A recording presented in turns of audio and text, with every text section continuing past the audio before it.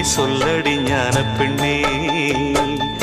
நடந்தால் 2 அடி, இருந்தால் 4 அடி. நடந்தால் 2 அடி, இருந்தால் 4 அடி. படுத்தால் 6 அடி போதும். இந்த நிலமும் அந்த வானமும் அது எல்லோர்க்கும் சொந்தம். அடி சொல்லடி ஞான பெண்ணே, உண்மை சொல்லடி ஞான பெண்ணே. சொல்லடி ஞான பெண்ணே, உண்மை சொல்லடி ஞான பெண்ணே. நடந்தால் 2 அடி,